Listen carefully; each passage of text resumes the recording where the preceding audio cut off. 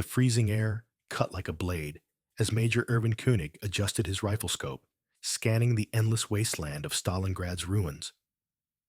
Somewhere in this shattered city, hiding among a million tons of rubble and ash, was the Soviet soldier who had become Germany's most urgent problem, a shepherd from the Ural Mountains who couldn't even read when he first joined the Red Army.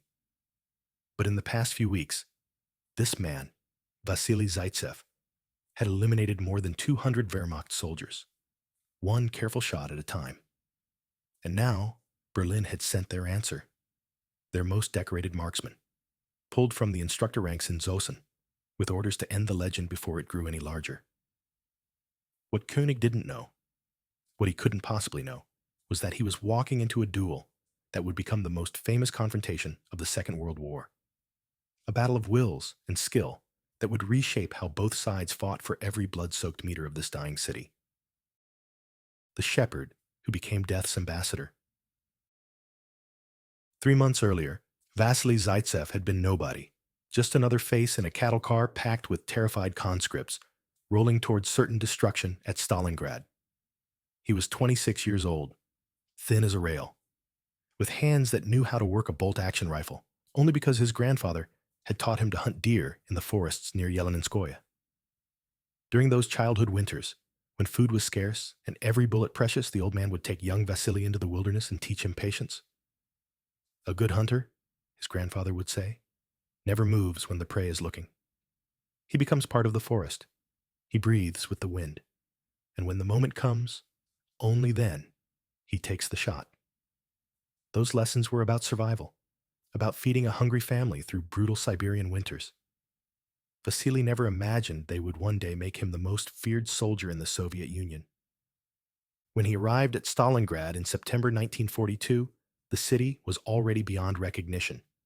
What had once been a thriving industrial center of 500,000 people was now a vision of the apocalypse made real. The Luftwaffe had firebombed entire neighborhoods, creating massive firestorms that had incinerated thousands of civilians in a single night. The Volga River, which ran along the city's eastern edge, was clogged with bodies and debris, its surface slicked with oil that sometimes caught fire and burned for hours. Buildings stood like broken teeth against a smoke-darkened sky. In this nightmare landscape, men were dying at a rate that defied comprehension. Sometimes 5,000 Soviet soldiers in a single day, thrown into the meat grinder by commanders who had orders from Stalin himself, not one step back. For the first few weeks, Zaytsev fought like everyone else, badly, desperately, trying not to perish in the chaos. But his officers noticed something about him. While other soldiers panicked and wasted ammunition, spraying bullets at shadows, Zaytsev was calm. He took his time. He aimed. And when he fired, something or someone stopped moving. During one particularly brutal engagement near the Red October steel factory, his lieutenant watched him eliminate 7 German soldiers in 15 minutes. 1 shot each. No misses. No wasted bullets. "How are you doing this?" the officer demanded. Zaytsev's answer was simple. "I'm hunting, sir." Just like home. That conversation changed everything. His commanding officers pulled him from regular infantry duty and gave him a new assignment: stay hidden, move through the ruins, and pick off German soldiers one by one. They gave him a standard Mosin-Nagant rifle with a PU scope. Nothing special, nothing fancy. The same weapon millions of Soviet soldiers carried. But in Zaytsev's hands, it became something more. Within 2 weeks, he had eliminated 32 enemy soldiers. Within a month, that number had doubled. The Soviet propaganda machine, desperate for heroes in what was becoming the Soviet Union's darkest hour, seized upon his story. Radio Moscow began broadcasting tales of Vasily Zaytsev, the hunter from the Urals, the shepherd boy who was single-handedly holding back the German advance. And with each broadcast, with each confirmed target, his reputation grew, not just among Soviets, but among the Germans as well. The duel that shook an army. German soldiers in Stalingrad began to live in constant fear of a ghost. They couldn't see him. They couldn't predict where he would appear. One moment, a soldier would be moving through a bombed-out building, and the next, He would drop without warning, one precise shot through the head or heart. Officers tried to identify patterns, to figure out where Zaytsev operated, but he was everywhere and nowhere. He would wait in one position for hours, barely breathing, his body temperature dropping to match the frozen rubble around him, and then take a single shot and disappear. German commanders put out orders. No unnecessary movement during daylight. Always use cover.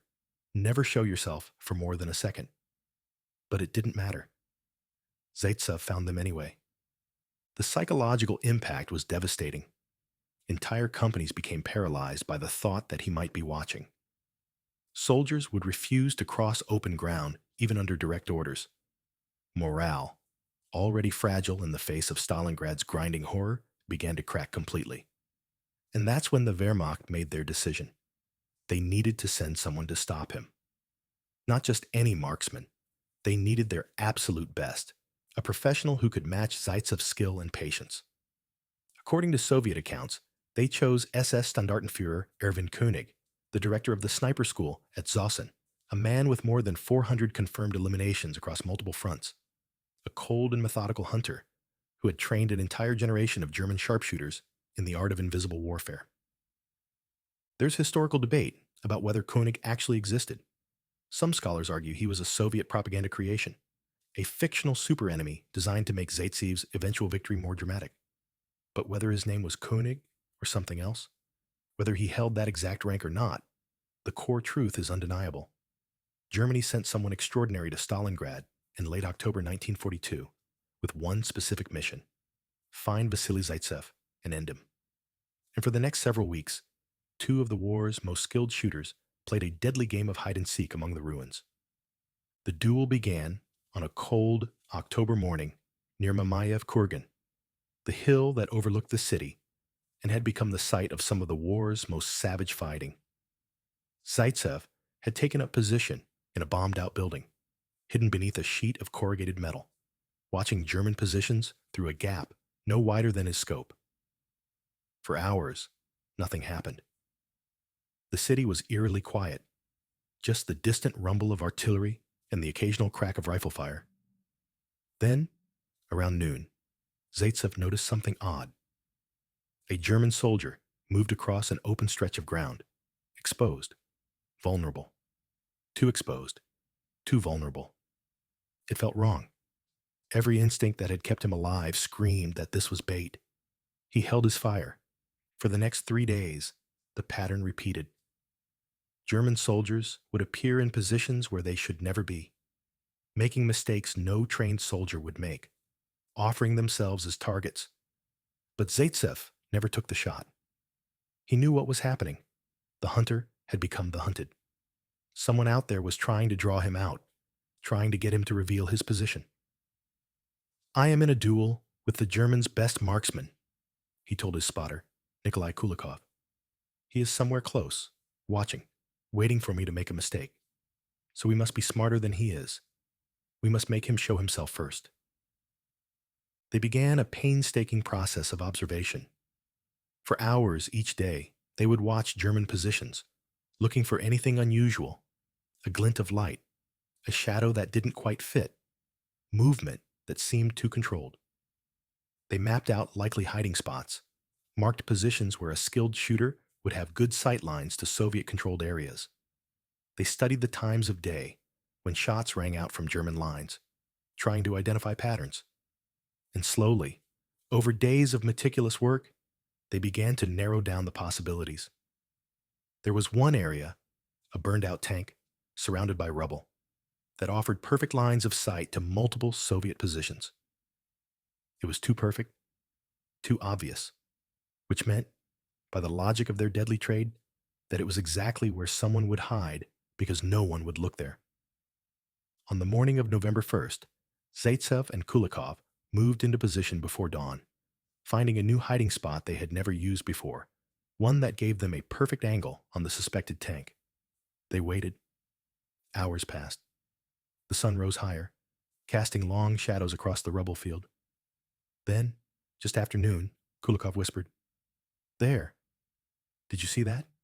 A piece of glass, a scope, catching the light for just a fraction of a second. It was him. The German was there, hidden in the tank's wreckage, watching and waiting. But now came the impossible part. How do you shoot someone who is also trying to shoot you when you're both experts at staying invisible? Zaytsev knew that if he moved his rifle into position, if he adjusted his scope, the German would see the movement and fire first. So he and Kulikov devised a plan that required perfect timing and trust. Kulikov would slowly raise a helmet on a stick, making it look like a Soviet soldier was carelessly exposing himself. If the German took the bait and fired at the helmet, his muzzle flash would reveal his exact position, and Zaytsev would have perhaps 2 seconds, no more, to line up and take his shot before the German realized his mistake and disappeared. They waited until the light was right, until the sun was in a position where it would be in the German's eyes. Then Kulikov slowly, agonizingly slowly, raised the helmet. For what felt like an eternity, nothing happened. Then, crack. The helmet flew backward, a perfect shot through the metal. But Zaytsev had seen the flash. His rifle was already moving, his scope finding the spot, his finger on the trigger. His breathing stopped. His entire world narrowed to a single point in space. He fired. The shot echoed across the ruins. Silence followed. Then, after a moment that stretched like a lifetime, Zaytsev saw movement. A body, slumping forward in the tank wreckage, visible for just a moment before going still. He had done it. The duel was over. The legend that outlived the war. What happened next transformed Zaytsev from a skilled soldier into a Soviet icon. His commanders had the German's body retrieved and his identification documents examined. Whether the man was actually named Erwin König or not, he was undeniably a high-ranking marksman. His rifle was a precision Mauser with a specialized scope.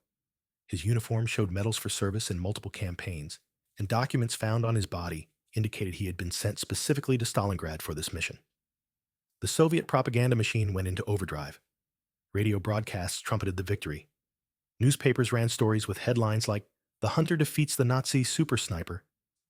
Zaytsev became the face of Soviet resistance, proof that Russian soldiers could beat the Wehrmacht's best in single combat.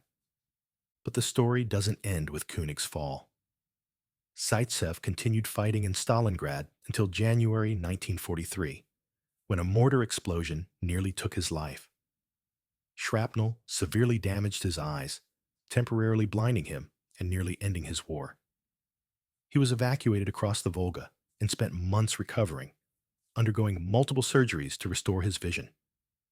But he refused to accept a comfortable rear echelon position. As soon as he could see clearly enough to use a rifle, he demanded to return to combat. His commanders eventually agreed, and he fought through the rest of the war, participating in the Battle of the Dnieper and the final assault on Berlin. By the time the war ended, his official tally stood at 242 confirmed eliminations, though the true number was likely much higher. In the chaos of Stalingrad, not every target could be independently verified, but the numbers, as staggering as they were, miss the larger point. Zaytsev's real contribution wasn't the body count. It was the impact he had on Soviet tactics and morale. He trained dozens of other soldiers in his techniques, creating a school of sharpshooters who together accounted for thousands of German casualties. His students would go on to become some of the war's most effective soldiers, spreading his methods throughout the Red Army. More importantly, he gave Soviet soldiers hope during the darkest period of the war. Stalingrad was supposed to be unwinnable. Stalin himself had staked his personal reputation on holding the city, issuing brutal orders that any soldier who retreated would be shot by Soviet blocking detachments. Hundreds of thousands of men were dying in what seemed like pointless sacrifice, grinding themselves to dust against the Wehrmacht's industrial-scale violence. But here was Vasily Zaytsev, one man with one rifle, proving that the Germans could be beaten, that skill and patience could triumph over superior firepower, that a shepherd from the mountains could stand up to the Third Reich's professional soldiers and emerge victorious. When the war ended, Zaytsev returned to civilian life and tried to fade into obscurity. He worked in a factory in Kyiv, married, raised a family, and rarely spoke about his experiences. But the Soviet government wouldn't let the legend rest. They needed heroes for the narrative of the Great Patriotic War. And Zaitsev, humble, soft-spoken, still uncomfortable with fame, was the perfect symbol. They published his memoirs in 1956 under the title Notes of a Sniper. Though he claimed the ghostwriters embellished many of the stories. They made documentaries about his exploits. They brought him out for military ceremonies and commemorations.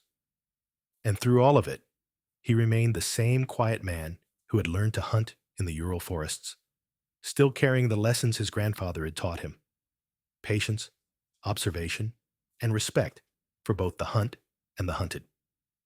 He passed away in 1991, just as the Soviet Union itself was collapsing.